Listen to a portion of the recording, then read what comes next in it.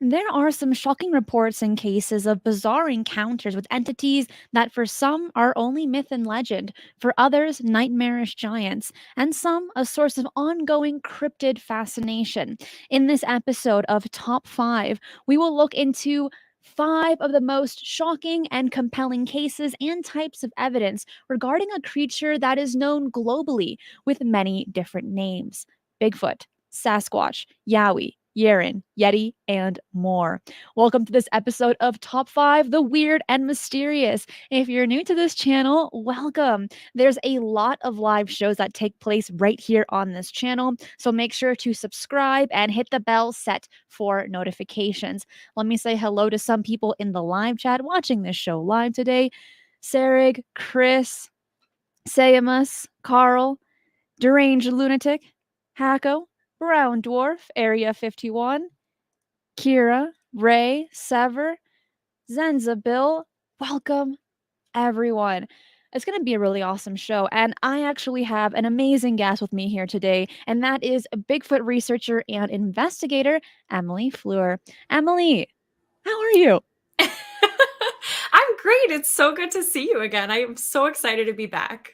Well, I had you on Shifting the Paradigm back in November, and I was so intrigued not only with your work, but also your passion on the subject when it comes to Bigfoot, or as you say, Sasquatch.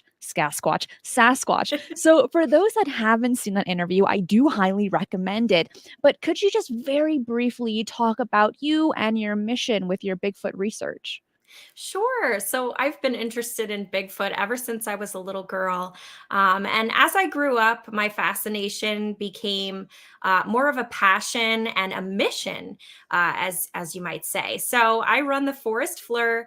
It's a Bigfoot research organization. It's myself and a couple of team members of mine. And I basically research in upstate New York. I do travel other places as well. I spent 3 months in the Pacific Northwest researching Bigfoot. And my main mission is to discover and protect Bigfoot, protect their habitat, and start conservation efforts. But before we do any of that, we have to spread awareness about the species. So that's what I'm doing right now. I'm trying to educate people about Bigfoot, teach them that it's not a monster, it's just an animal out in the wilderness, just like any other ape or human species. And what I really like actually about your website, before we get into the topic, all of her links are in the description box below. But not only is it like about you and your work, but you also have some blogs where it's like kind of like the frequently asked questions when it comes to Bigfoot. And I really appreciate that you have all of that in just one location. It's so easy to read. And I think it's a great foundation for those that are just jumping into the topic, more so than maybe a few other websites that talk about like one or two cases, but in your case it's very broad. That's what I really like about it. Thank you. Yeah, I mean, I definitely aim to create a space where anybody can come and learn. There you go. We've heard the same argument over and over again that these creatures simply don't exist because we haven't found a skeleton or supposed enough tangible evidence to say that they exist. But you say otherwise. So, what do you tell people that come up to you saying these things? Yeah, that's a great question. And I get that all the time. People always say to me, "Well, there's no evidence of Bigfoot, Why do you believe in it? Why are you out researching it if we don't have any evidence?"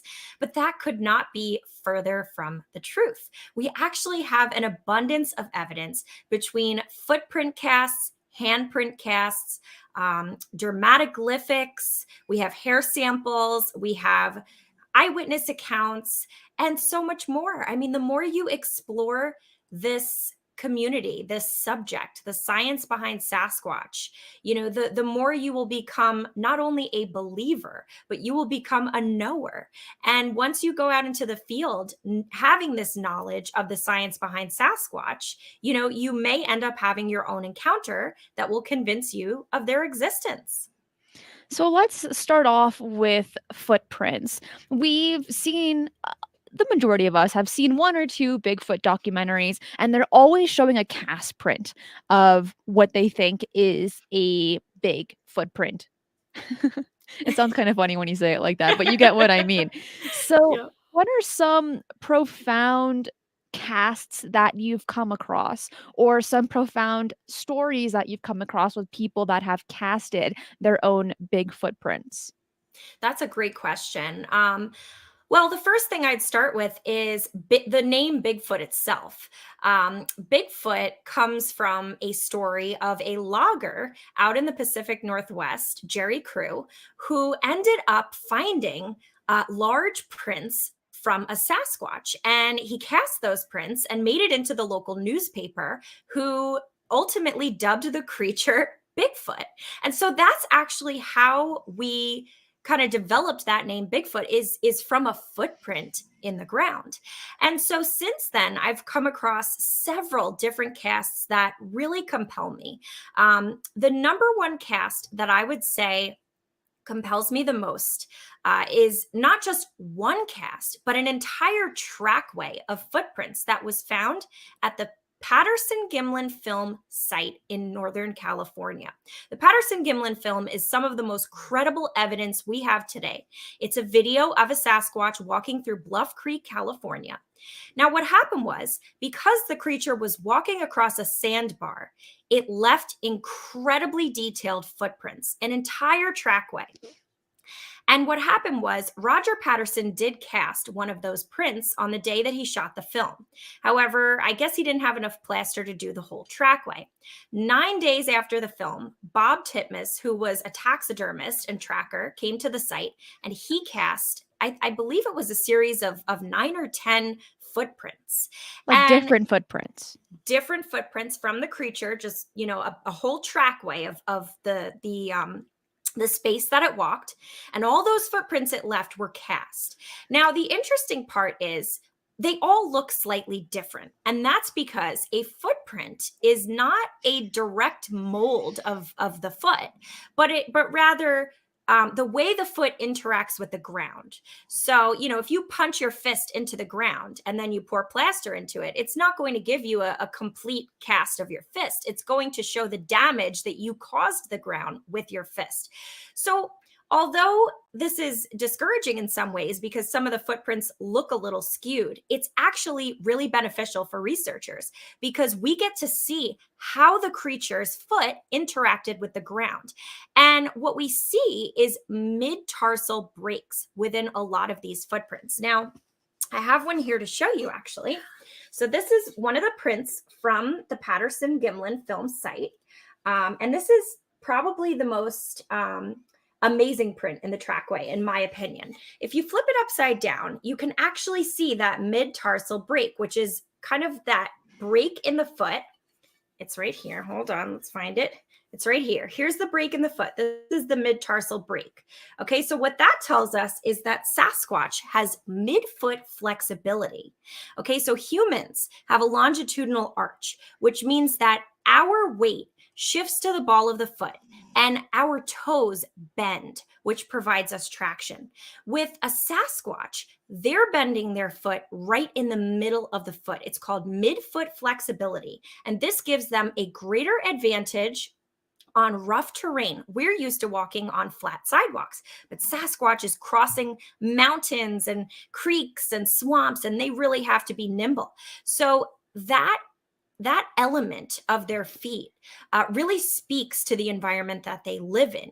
It also tells us, it gives us a little bit of insight on where they fit on our family tree of hominoids. So it kind of tells us that, they adapted to walk bipedally rather than adapt to climbing, right? If you look at an ape that climbs, you see that their big toe is separated from the rest of their toes, whereas Sasquatch has an aligned big toe, just like us humans, which means that throughout the millions of years that they've been around, they've adapted for walking on 2 feet rather than climbing trees. And obviously, over that span of time, they grew and they got bigger and they formed into the species they are today. So footprint casts really tell us a lot about the species. And this arch that you mentioned, is it possible for humans to get that same type of arch if they, for example, never wore shoes and always lived out in the wilderness? Or is that like through the generations that it would be something that you would gain over time? Well, I mean, I guess humans are apes as well, right? Humans are a type of ape. An ape is just a primate with no tail, and so I guess perhaps it might be possible if a human was living in the wilderness, but I don't think that it's a very common thing. I think it would be extremely rare because we do have humans that live in those type of environments, and not all of them have midfoot flexibility, especially to the degree that a Sasquatch does. Midfoot flexibility is primarily an ape characteristic, and we do see it in the other great apes on our tree. So we see it in gorillas, chimpanzees, orangutans. We see it in other apes. So, they're definitely kind of between great apes and humans, and that's how we can kind of tell through those footprints. And that just both excites and confuses me, right? Because we're all kind of wondering, what is this thing? Is it more human like or is it more ape like? And so the midfoot flexibility kind of puts us back in that center point where it's like, well, they have a lot of characteristics of human and ape because they have that aligned big toe like we have, which is an adaptation for walking on 2 feet. But they also have that midfoot flexibility, which previously was an adaptation for climbing. But perhaps they've kept that midfoot flexibility because of the type of terrain that they're walking on. I have one question for you, Cassidy. Thank you so much for supporting the channel and the RV Fund.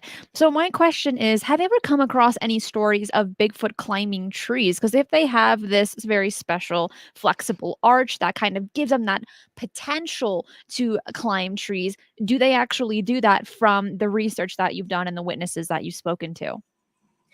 Absolutely. I hear stories of Sasquatch up in trees fairly often. However, it's not really, it doesn't seem to be an everyday characteristic that they have, right? Sasquatch is probably anywhere between 800 to 1,000 or 1,200 pounds, honestly. I mean, they're huge. So for them to be swinging from tree to tree like a gibbon would, or, even a chimpanzee, is very highly unlikely. I think that we'd find broken tree branches a lot more. But people do see them in trees. And I think that that could perhaps be a hunting technique. Maybe they climb up in a tree when they're trying to hunt their prey and stay out of sight, just like a hunter would climb up into a tree stand. Or perhaps that's just their way of hiding from humans. But there have been several reports of Sasquatch kind of curled up in a tree branch, kind of looking and observing a human.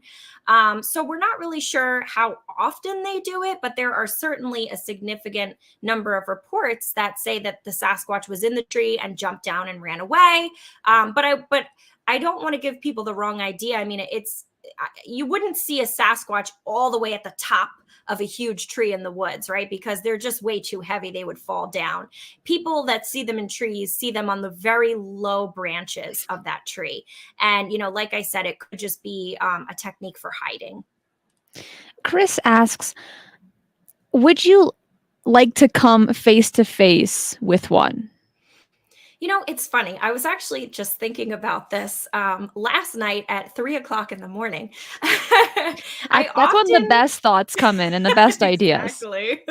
I often wonder how I would react if I did see one, because most people view Sasquatch as a monster. I view Sasquatch as just a species out there that's undiscovered, because that's exactly what it is, right? And I do study them, pretty much all day long. And so I would absolutely love to see a Sasquatch, but I would say that I have some preferences for the way that I would see it. I would hope that I could see it at a pretty close range so that I could observe all the details. I sure hope that it wouldn't be aggressive toward me, because there are some reports of them being aggressive, just like any other ape, including humans. We can all get aggressive. And a lot of people ask me, are these things evil? Are they super aggressive all the time? And my answer to that is, if you just randomly walked into somebody's house, they're not just going to be like, oh, hey, come sit for dinner. I mean, maybe some people would, but that's pretty rare. I think most people would get their guard up and be a little scared. And maybe you might even grab a gun and scream at the person to get out of your house. So the same goes for Sasquatch. It depends on how you're interacting with them. how they're going to react to you. And so I would love to see one at a close range, but I hope that I can do it in a respectful way that wouldn't stress them out or cause them to become aggressive. Before we continue on with the next piece of evidence, how many Bigfoot casts are out there from your knowledge? There are hundreds of casts out there, actually, and a lot of people don't know that.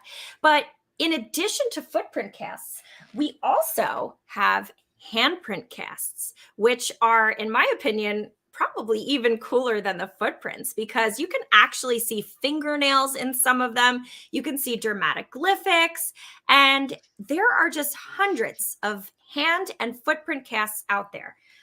Actually, the biggest collection of hand and footprint casts belongs to Dr. Jeff Meldrum of Idaho State University.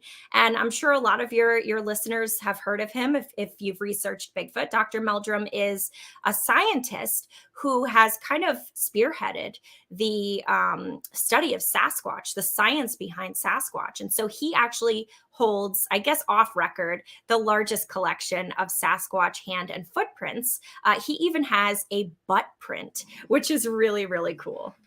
That is bizarre. And a lot of the times when we hear about casts, we think about footprints, but for the most part, at least to my knowledge, because I'm not very knowledgeable when it comes to Bigfoot, you don't usually hear the conversation of handprints being casted as well. So how are these found? Because when we see footprints, obviously they come from like the mud, gravel, sand, things like this. But these handprints, especially this cast that you have, where can they be seen?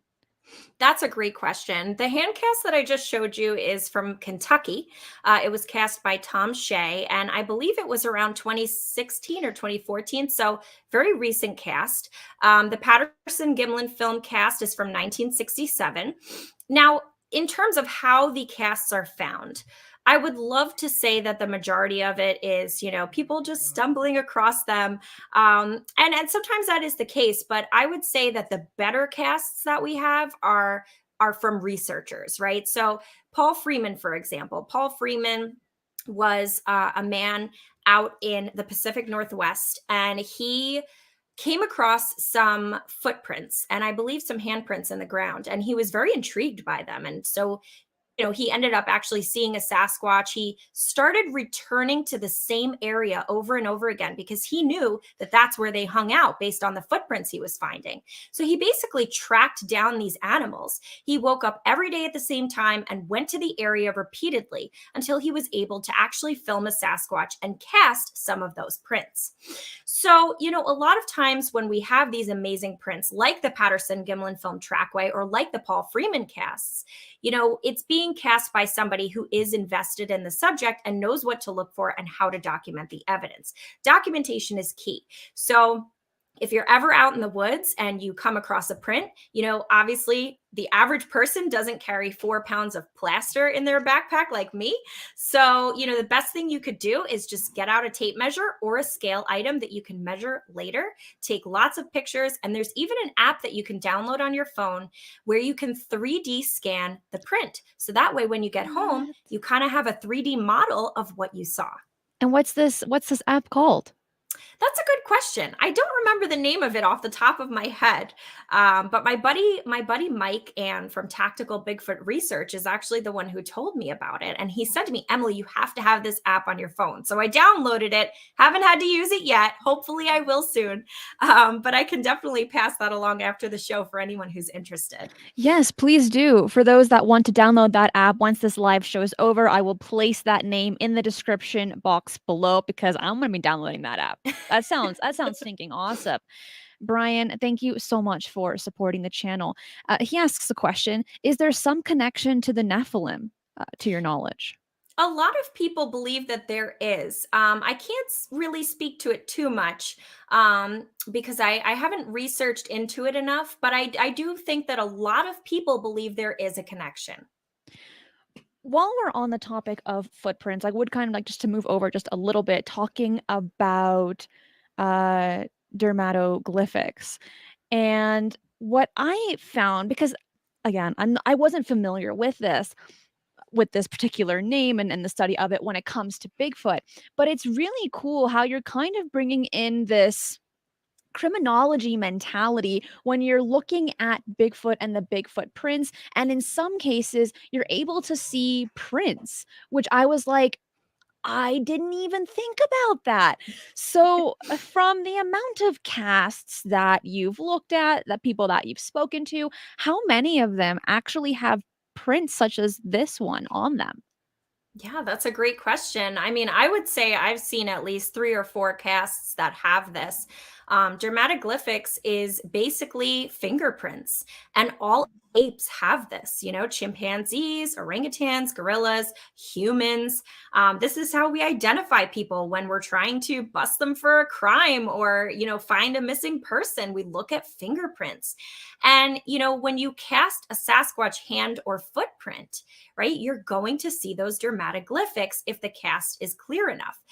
Obviously, if the creature stepped in a pile of leaves or, gravel, you may not see this. But in the case of the Patterson Gimlin film trackway, where the patty creature stepped into a sandbar, that would be the ideal situation for seeing dermatoglyphics because that's a very soft texture to be stepping on. Same thing with mud. So I've actually seen some of these myself within a few casts, and it's just an incredible thing because, although we can't take the fingerprint and, identify the Sasquatch and bring them down to the county jail and study them, we at least know that they are most likely an ape, just like us humans, because they share that same characteristic. And it's really, really interesting. Another thing that we can see dermatoglyphics on is when Sasquatch leaves handprints on windows, right? There's lots of stories out there. If you listen to podcasts about eyewitness encounters, you will hear a ton of stories of Sasquatch coming up to people's windows in their trailers and kind of like tapping on the window or sliding down. And if anybody's seen the show Finding Bigfoot, they did an episode, I believe it was in Florida, of a couple that had a house in the woods, and a Sasquatch came and opened their kind of screen door, and it What? grabbed the inside of the glass on the bottom piece and slid its hand across, and you could clearly see a handprint sliding. So, there have been quite a few examples of this, and it's a really interesting piece of the puzzle and something that a lot of researchers don't really talk about. I mean, we don't really hear about it too much, but there are definitely fingerprints left by Sasquatch.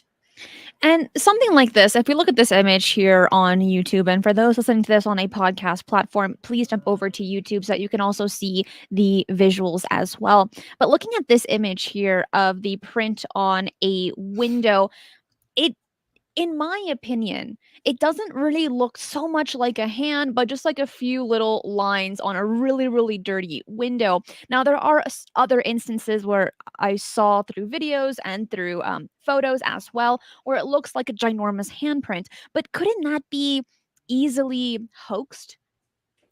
Absolutely. There are many examples of hoaxes, and unfortunately, hoaxes tend to lie in costumes and footprints and handprints, right? So when somebody's trying to hoax something, they think of the biggest evidence in the Bigfoot field that we have, which is video evidence and footprint and handprint casts. So a lot of people will hoax these kind of things. In terms of determining whether you have a Bigfoot print on your hands or on your glass in this case, I think the key is that you have to look for several elements when it comes to a Bigfoot encounter. So I always say, you should never take one piece of what you think is evidence and just assume off of that, right? So let's say that you have hidden cameras, right? Or you have a trail camera in your backyard and you find something like this on your glass window. Right. Well, the first thing you're going to want to do is check your trail camera. See if it set off any floodlights, see if anything happened, see if any deer were running through the area looking like they were running from something. You're going to want to look around your property for footprints to see if it lines up, right? You want to make sure that whatever left prints. And, if you don't find any sort of evidence of something large moving through the area, maybe you can chalk it up to raccoons trying to get in your garbage cans or something like that. So you really want to remain skeptical when you find evidence like this, and it could certainly be hoaxed. So, another thing that I like to tell people is in the Bigfoot community, there are lots of secrets, right? lots of people find evidence and they don't necessarily share it with others. People kind of keep things tight-lipped because Right. at the end of the day, it is kind of a competition to the discovery. It's like a race to the end to discover this species. So people get a little bit competitive with it. So I don't want to discourage people from sharing their findings, but if you're working an area, you definitely don't want to be too chit chatty about exactly where it is, because that's when you're going to invite in the hoaxers. A lot of people will tell all their friends, oh, I'm researching Sasquatch in this area. And then sure enough, they film a video and it ends up being their friend running through in a Bigfoot costume. So if you tell someone you're having Bigfoot activity on your property, you definitely want to make sure that those people you're telling are trustworthy and that they're not going to come to your house and make crazy prints all over your windows to scare you. And that's a really good point to make because in this field of the unknown, unexplained, you have two categories. You have those that do not speak about it for years and years and years, and they have this burden on their shoulders for quite some time and they don't share it. And then you have another category of people that want to tell the world not only to inspire them, but also say, like, hey, I had this encounter. Can anyone help me find the answers? But you bring up a really good point that you need to be careful who you tell because people are natural jokesters. They like to play pranks and they like to make their friends look foolish or even their neighbors as well. And it goes to show, and I cannot stress this enough, but you simply cannot trust anyone. You can. Doesn't matter what field you're in because you don't know their intentions.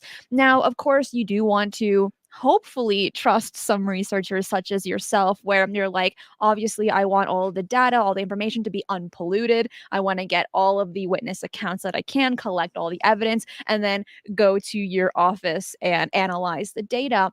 But if you're just like a regular citizen, it's a different story, and that's where it can be really difficult and why a lot of people struggle with, who do I speak to? I've had that message so many times, and I know you have too, where people are telling us their stories and they're like, I've been sitting on this for years, I don't know who to tell. And it's because there's a lot of confusion in these fields. There's a lot of disinformation in these fields, and it's really difficult to know who to trust. Absolutely. I mean, I get messages where people say, I've told my wife and she doesn't believe me, That's so and heartbreaking, honestly, when your it's partner is, like, isn't on the same boat as you. absolutely. And it happens for many people. And, I think the biggest thing is ignorance, not in a bad way, but a lot of people just don't understand the evidence that's out there because, in all fairness to them, it hasn't really been made very public. The only thing that's made public associated with Bigfoot are the hoaxes and the silliness and the dramatization that goes along with it. All the movies and the spooky things. I mean, look, everybody loves a good spooky movie. Legend of Boggy Creek, great movie. But, at the end of the day, like, we do have to balance that with scientific and educational material as well. And that's something that I don't feel there is enough of in this field. I'm with you on that one. Now, when people talk about evidence, a lot of them, if they can't get the cast 'cause they don't have the stuff to create the cast or these collapsible buckets, which you have on your website, which are amazing, by the way. But people also look for hair samples as well. And with hair samples, this is where it gets really difficult because, to my knowledge, no one really has a Bigfoot hair because there isn't anything to compare that with other than primates and humans.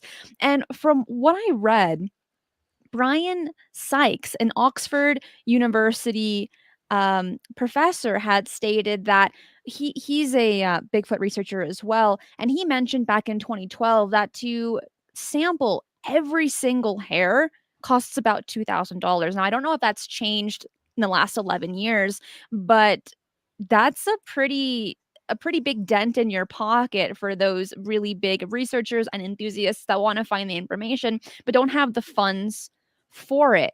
So for yourself, what has it been like where people come and tell you, like, I have a hair sample? Sure. Yeah, I've definitely had that happen before. I had somebody give me a whole bag of hair once. I was a little worried about what kind of hair it was at first. Whether it came from their head or something else. I think it might have been, just a misidentification. It turned out to be a cow. It was a Nice. cow's hair. But yeah, I mean, people come to me all the time and say, I found this hair, and I don't know what to do with it. Now, you're absolutely right with the comment about the cost of getting these hairs analyzed. But there's two different ways to do it, right? So Sasquatch hair, just like human hair, has the potential to have DNA evidence in it, right? So if you were to go send that off to a lab and get the DNA sequenced, it would cost you a great deal of money. It's very expensive to do that. DNA sequencing is like crazy expensive because think about it, a lot of these labs are probably working on crimes and important things that we need them to be working on. They don't have time to be looking at Sasquatch hair, right? Nobody thinks Sasquatch exists. So it makes sense. But you can see structural differences in a Sasquatch hair. The biggest thing to remember is that if you find a Sasquatch hair, it is very unlikely that there will be DNA attached to it because primate hair, okay, lacks a medulla. And the medulla is where you find DNA in a hair. So, Sasquatch hair, if we look at it under a microscope, very similar to human and chimpanzee, has a very, very faint medullary streak, which means that the chances of DNA being in that hair are very slim to none. So, to have the hair sequenced, it's most likely going to come back as inconclusive.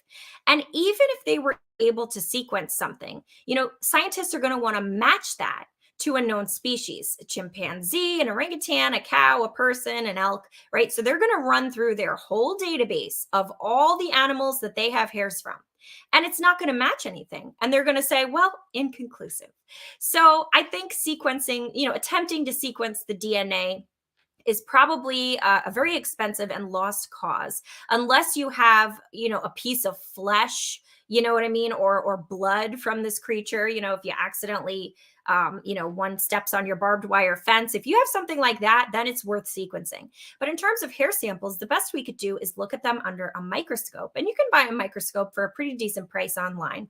And when you look at these hair samples under the lens, you definitely see the difference. It's almost like if you took a chimpanzee hair and a human hair and you put them together. That's what a Sasquatch hair looks like structurally.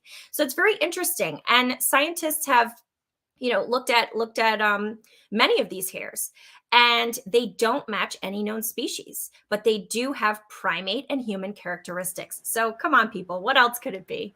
And we've heard that time and time again.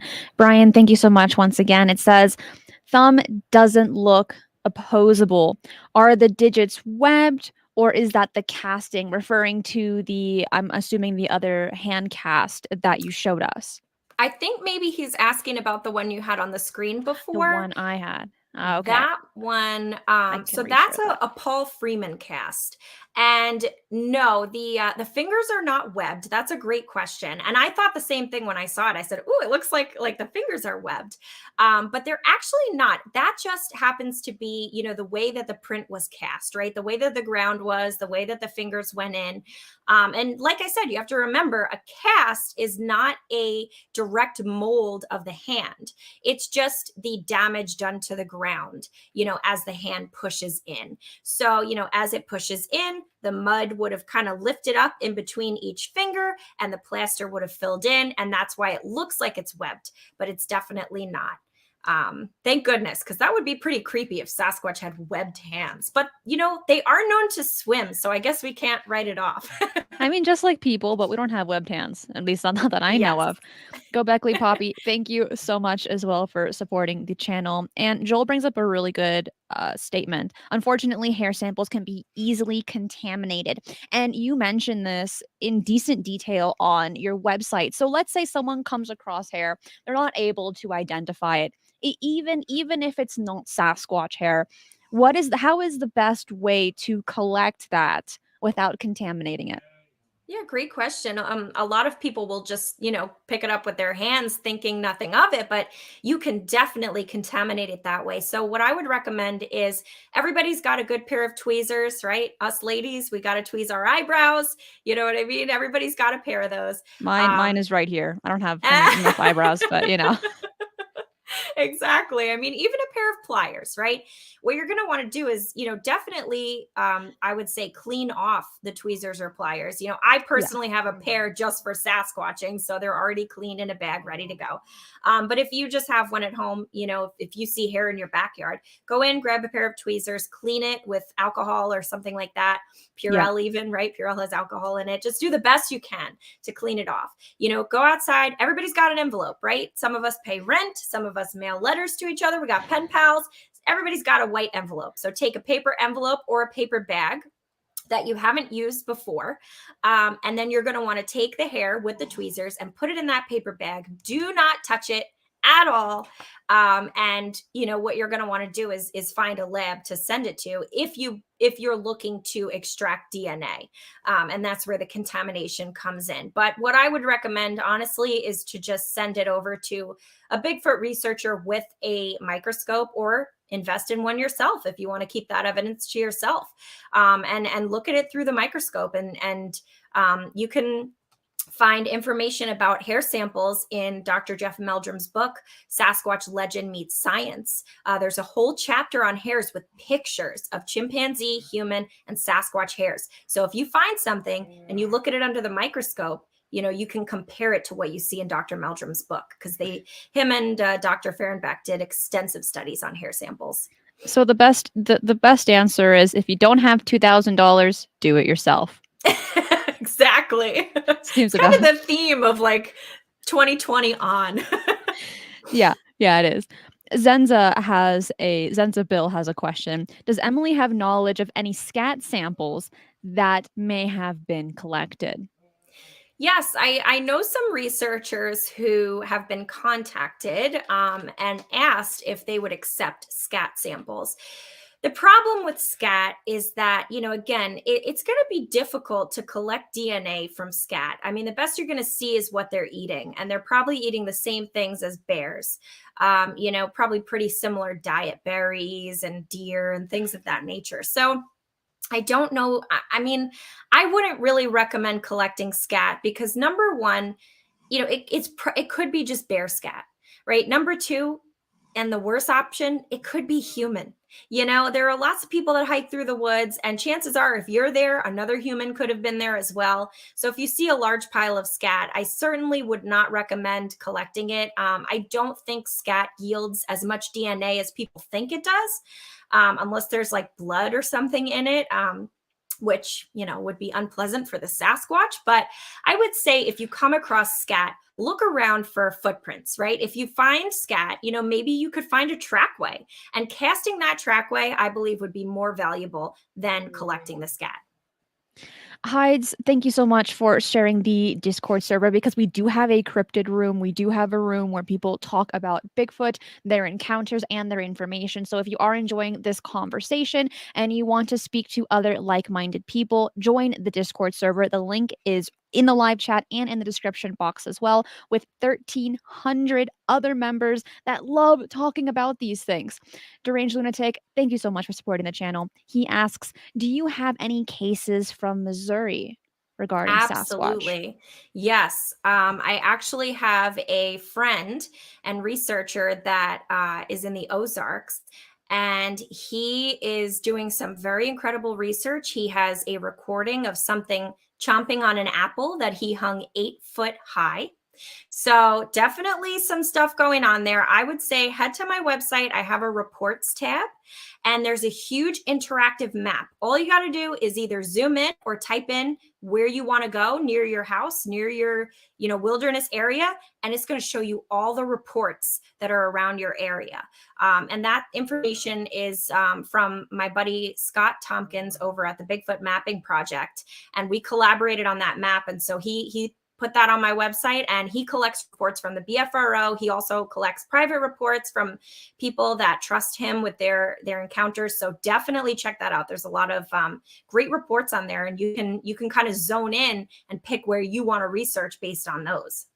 I really enjoy how transparent your research is, and I especially really like your Instagram. First of all, you're like a social media wizard in my opinion.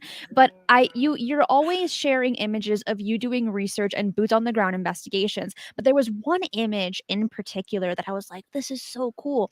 You had a little like poster that you put in the ground that says, if you've had a Bigfoot sighting, please contact me. So let's get into eyewitness stories. For some, these might sound as just a story, a legend, but for others, it is something to work with, to know where to go, and to continue that research. Therefore, it is a piece of evidence. So, first off, how did those posters work out for you when you were placing them around town? Unfortunately, I haven't gotten any calls back from them. A few of them did turn up missing. So, I mean, I assume people liked the design and took them, or maybe they were just annoyed and took them down.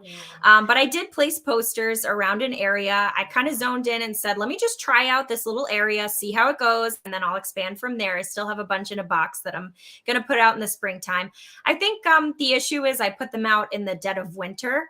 And I think, Hmm. snow and wind may have kind of contributed to that as well. But my thought was, when you start researching an area, the biggest thing you want to do is you want to get the most recent reports possible, right? You don't want to Right. necessarily go off reports that are 1980 or 1970. I mean, sure, like that can be helpful, but you want to know exactly where someone saw a Sasquatch yesterday because you want to head to that area, see where it may have been going, and that's how you're going to find it.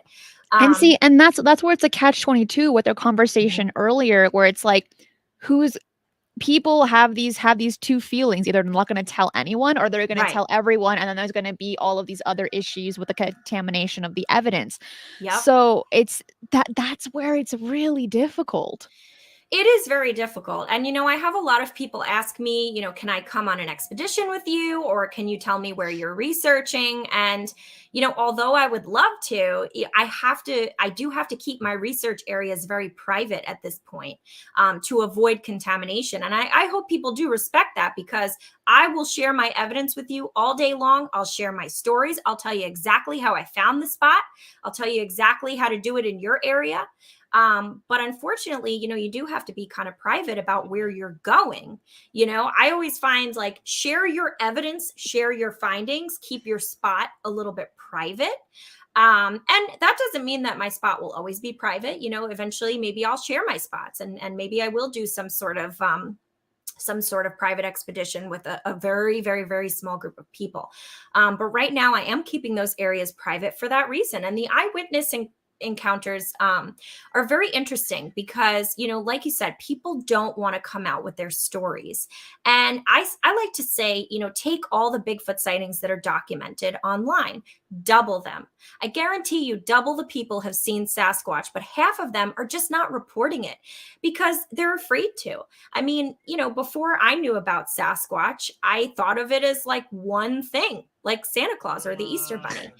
So imagine you come home to your partner at the end of the day and say, oh yeah, I saw a Sasquatch. They're going to be thinking you're insane, but the misconception is that there's only one of them, right? So we know of the Patterson Gimlin film in 1967. So people in Ohio or people in New York, they might see a Sasquatch and think, what the heck? I thought that thing lived in California, but it's not just one of them. It's an entire species. And so that's where the misconception lies. Now, if you look at Native American culture, you have numerous stories of apes in North America throughout all of these indigenous groups. You have the Tule River tribe of California who has artifacts that are that look like apes. They're carvings of apes and cave drawings of apes, of giant creatures. I mean, there was a tribe in Oregon actually that had an entire carving of what looked just like an ape's face. And people who were studying this were just like, what the heck could this be? There were no apes in North America. Well, that could just very well be debunked when we discover Sasquatch. Because if you look at every single indigenous group across the continent, you will find stories of a Sasquatch like creature, right? Even totem poles, they are represented in totem poles all the time. I actually have a totem pole that is a Sasquatch. They call it Zonaqua in this tribe, and it's whistling. Its lips are pursed, and that just goes along with the culture and the local stories of how Sasquatch will whistle to draw you into the woods, and then they'll kidnap you and all that stuff, and you think about it, like every other animal on totem poles is a real animal. Maybe they're personified in some sense, like the thunderbird, or the wolf or the bear. Maybe they're like a little bit personified, but they're all real animals. So the fact that Sasquatch is on their totem poles really says a lot.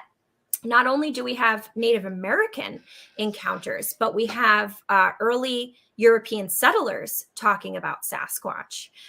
So even Teddy Roosevelt, right? He writes about Sasquatch in his book, The Wilderness Hunter. He had a friend that had a horrifically scary encounter with a Sasquatch. And Teddy Roosevelt himself also writes in the book, and this is less mentioned in the Bigfoot community. Most people talk about his friend's story, but he writes about how he was in the mountains of, I believe, Idaho, and he was laying there in his tent or his camp. And at night, he heard the howls of some beast. And he said after that night, he totally believed when the indigenous people would tell him their stories. He used to chalk it up and think, oh, it's just legends, just stories, fantasies. But he said after that night, he believed every single one of them. And he started thinking, maybe fairies are real. Maybe this is real. Maybe that is real, because he finally heard the cries of this beast in the woods. So we have eyewitness reports from, very credible people throughout history. We have reports from indigenous groups across the continent. And then we also have reports from people in the modern day, right? People see them, people report them on the BFRO.net. Oh, hi, Larry. Larry's one of my guys too. Hi, Larry. Thank you so much for the super chat and asking a great question. What is the best historical Bigfoot encounter, Emily? That's a great question. Larry's always got good questions. I would say, Ape Canyon takes the cake, right? Ape Canyon is that classic Bigfoot story. Basically, Ape Canyon took place in the Pacific Northwest. It was a group of miners back in, this was like early, I think it was 1800s, maybe early 1900s. They were miners, and they kept coming across these large footprints. Eventually, they saw one of these creatures. They shot it. It fell off of a cliff, and then that very same night, all of the creatures, family, friends, whatever it was, a group of them came after these miners and started trying to break down their cabin, screaming, jumping on the roof, throwing rocks. And this continued for hours until finally the sun rose and the miners were able to get out. But Ape Canyon is just such a classic Bigfoot story, and it really shows the aggression, but also the intelligence that these creatures are capable of, right?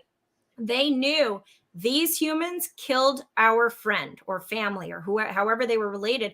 These humans killed one of us, and we're going to come back and seek revenge. Now, is that a human quality? Some could argue yes, but it's also, a great ape quality. Chimpanzees behave very similarly. So again, it just puts us right in the middle of ape and human. And that's where this is just such an interesting topic, because when Sasquatch is discovered, it's going to basically rewrite history. Because if it is more of a human-like species, it's going to rewrite what it means to be human. And if it's a great ape species, that's going to be the most elusive great ape that ever existed. I think you're right on that. And if more people were here's the issue. I think that if more people were knowledgeable with Bigfoot, more people would be going out, not only looking for them, but also hunting them and having them as a trophy as well. And that's, in my opinion, where the issue lies. Once again, we haven't, at least publicly. We haven't collected a Bigfoot. It's not in a museum. We don't know a lot about it like we do with other species that we can place in a zoo. This is why it's classified as cryptozoology and not just zoology, because we haven't collected one just yet. Hmm. But what's interesting is a lot of people, at least in the United States and the more rural locations, aside from, not the cities, but like the suburbs and those that are born to be hunters and things like this, they have a more open mind when it comes to Bigfoot. A lot of them supposedly have actually had encounters or have known someone that has had encounters as well. And to my knowledge, either they're looking for them or they respect them, because it is a part of that environment. It helps the ecosystem, as every species does, and it's so important.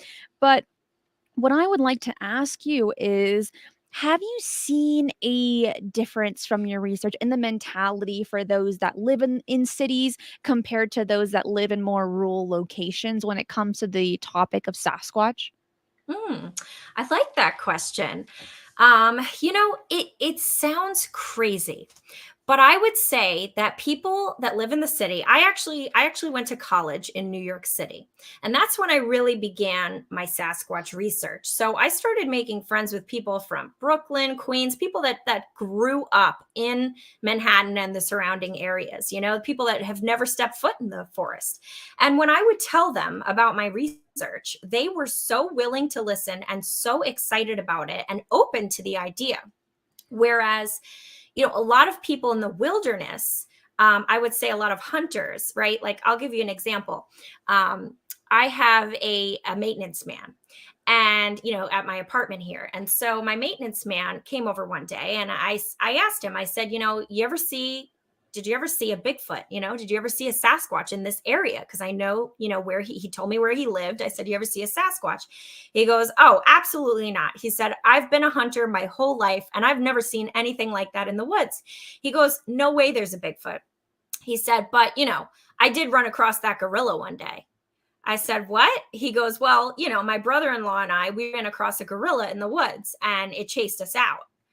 And I thought to myself, it's just so funny because a lot of people, they just don't, like I said about the Patterson Gimlin film, people assume that it's just one Sasquatch in Northern California. And they think, well, it couldn't have traveled all this way to New York, but when you really think about it, I mean, it's a species and people are afraid to admit that they've seen something. And so I would say a lot of hunters come forward with their stories. I would say a good portion of them don't necessarily want to believe that they saw what they saw.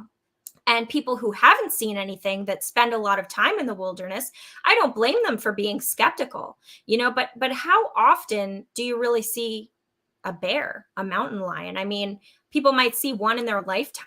So Sasquatch is even rarer than those animals. There are less Sasquatch than bears and mountain lions. So it would make sense that somebody could go a lifetime without seeing one. They're very rare, but then, I get really jealous because some people will say, oh, I saw one 3 times. And I think, well, how the heck did you do that when I'm out looking for them every day?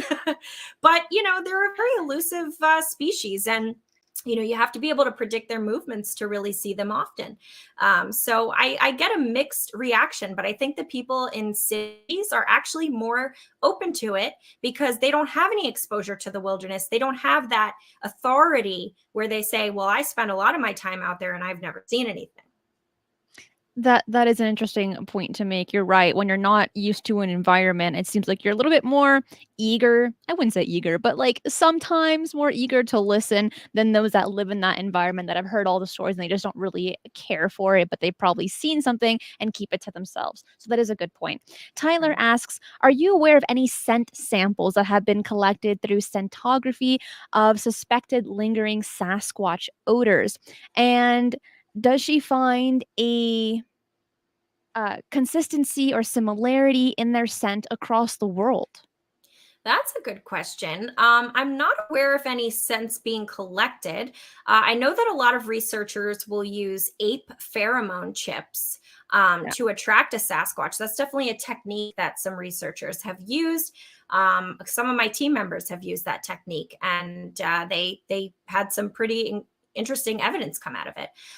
Some encounters, and so I would say the smell is pretty similar across the board. I would say maybe like down south, the smell could be a little stronger because, naturally the Sasquatch are sweating more. It's a warmer climate.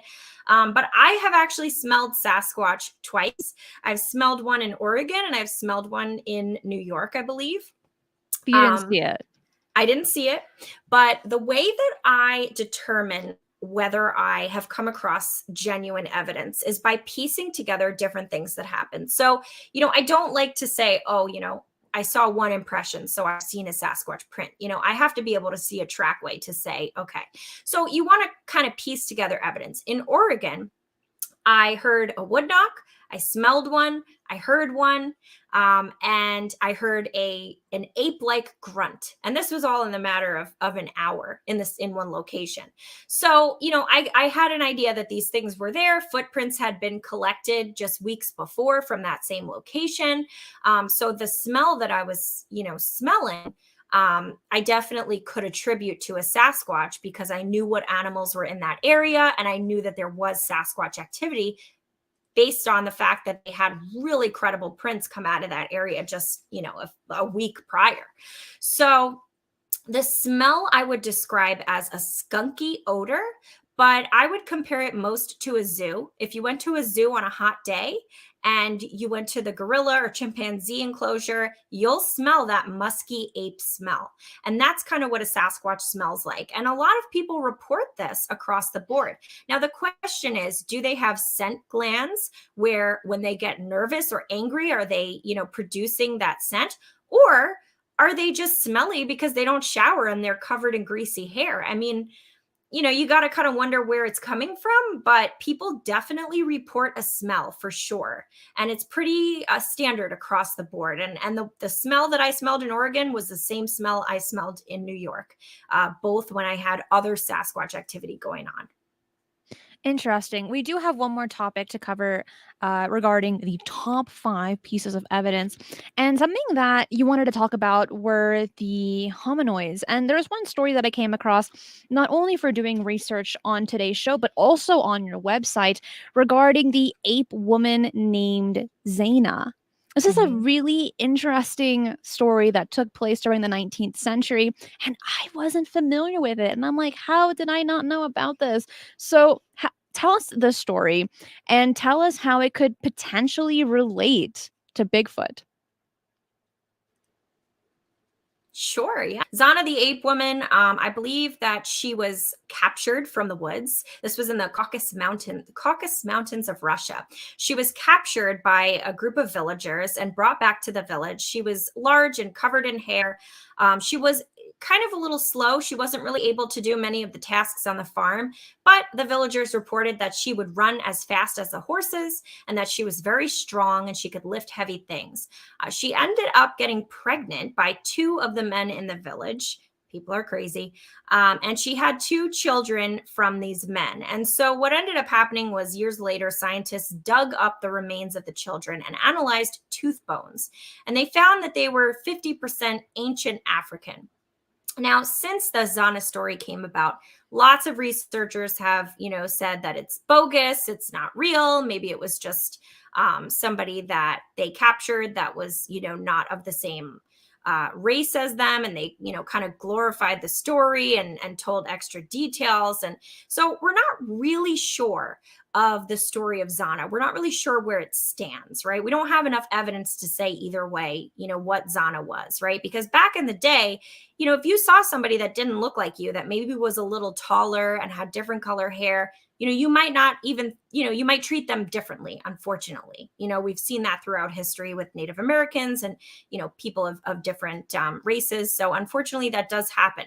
So we're not really sure where the Zana story lies. But in terms of hominoids, what researchers believed for a long time was that Zana may have been, a Sasquatch based on what people were saying about her, how she ran really fast and she was really strong.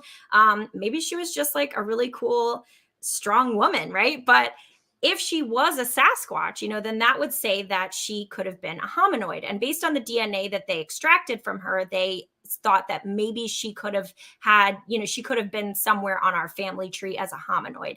A hominoid is basically a human ancestors, and everything kind of in between, extinct human species, humans living today, and everything in between. So we have, Paranthropus. Paranthropus is on our family tree, and that's a species that a lot of researchers believe is an ancestor for Sasquatch because it had a large sagittal crest, which means kind of a domed head. And that's what we see in Sasquatch, large chewing muscles, which, creates that sagittal crest. We have Australopithecus sediba, which has a very Sasquatch-like body, but a very high intelligence.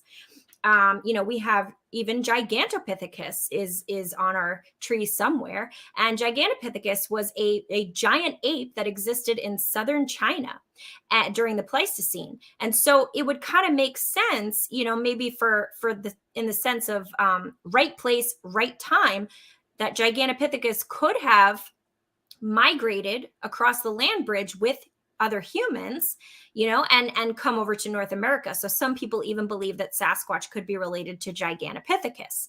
I tend to believe that it lies, somewhere on that hominin family tree, right? Maybe it's closer to human, maybe it's closer to ape. But all of these hominoids, we have dozens of them in our fossil record. All of these hominoids had different characteristics that kind of could relate to a Sasquatch, right? You might look at their characteristics and say, that looks a lot like Sasquatch, and if you look at drawings of these hominoids, a lot of them look like Sasquatch. So when people say to me, oh, we have no evidence, look at the fossil record of humans and their ancestors. There were dozens of species that lived, that walked bipedally, ranged in characteristics and, physical description from more ape-like to more human-like.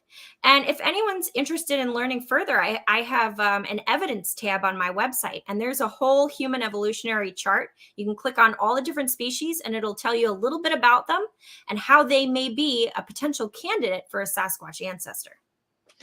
For those looking at this image, this is supposed to be Zana, and this is supposed to be her daughter. When I first saw this, I'm like, is this supposed to be like a joke on the Mona Lisa? That was genuinely Right. what came to mind. I was so confused, and I kept typing it in through Google, and I'm just like, I just need like a reference point because this is a very interesting story, and this image kept coming up, and I'm like, okay. And then Yeah. I'm like, maybe, but it looks like a joke on the Mona Lisa, in my opinion. But it's supposed to be her daughter. Uh, Zana also had a son as well. There are those images also for those that do want to see that. But it is a really interesting story, and one that I'm like, I would really like to know more about this because Right. we are dealing with this. This human that Mhm. has sub-Saharan African DNA, which in modern humans is practically it's Right. out the window. We don't have that DNA anymore.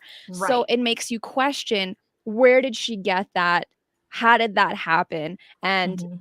how was she found? Were there others like her as well? Because Right. we only have a story of Zana. That's it. She was captured. She was placed in a sense in captivity where she became a servant for a higher person in the 19th century. And then the story kind of just ends there. And that's Mhm. where I'm like, what about her kids? What kind of characteristics did they have as well? Right.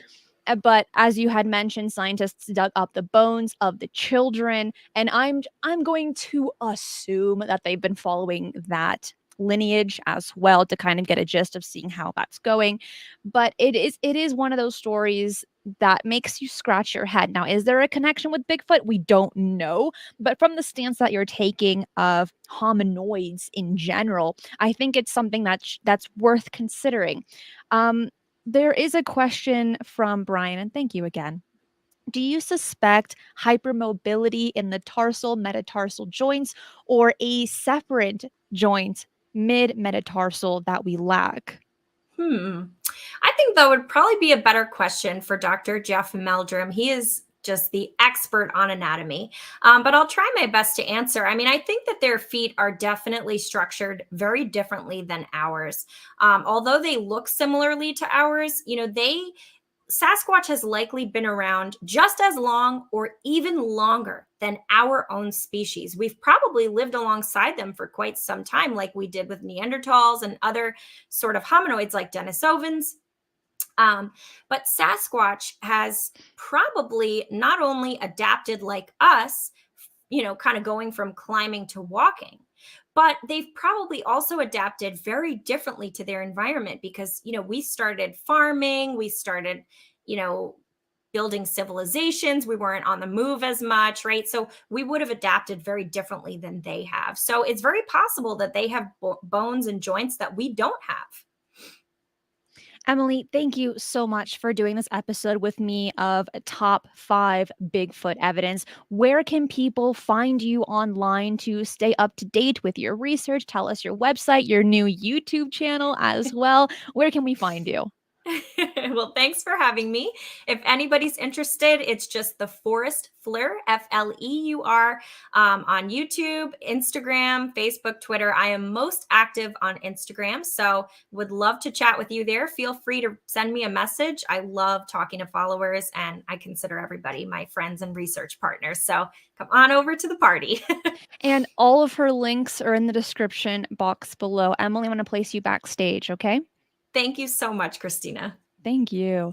What an awesome show today. I always enjoy speaking to her because I think that we have very similar mindsets, passions as well with these topics, even though for myself it's the unexplained and more UFOs. Hers is Bigfoot. She just started her YouTube channel. So go, if you enjoy what you heard today, follow, subscribe, check her out on Instagram, check out her website. She has really fantastic content across all social media platforms. Out of the top 5, all the things that we covered today, which one was your favorite? Let me know in the live chat. Please let me know in the comments as well. When you comment, it really does help the YouTube algorithm. And yes, I do read all of the comments. For myself, I really liked the handprint castings because from what I've seen with Bigfoot and Bigfoot documentaries on other researchers, we hear about the footprints, but not the handprints. And I was like, this is so cool. But also, Zana, the story of Zana from the 19th century, also really fascinating. But let me know in the comments, in the live chat, which one was your favorite. I want to thank all of my amazing moderators. Thank you for all the super chats, super stickers, YouTube members, and Patreon subscribers. I simply could not have done this episode and this whole channel without you. If you need help falling asleep, relaxing, studying, check out my music channel at Cosmic Portals. I am now doing a 24/7 stream, so you can listen to it all day, every day, and I'm getting really good feedback. So check out my music channel at Cosmic Portals. That link is also below. That is it for today. Thursday is Mysteries with a History with Jimmy Church and Fade to Black Radio, and we're going to be covering time travel. That is going to be awesome. And then on Friday, at 3 p.m. PST, it's Weekly Strange News, and it is our monthly roundtable with Jimmy Church from Fade to Black Radio and Micah Hanks from the Debrief Media and the Micah Hanks program. So if you're excited for those shows, and if you want to watch them live, make sure to hit the notification bell on YouTube so that you do not miss it. That is it for today. I'll see you on Thursday. Be safe, and remember, keep your eyes on the skies.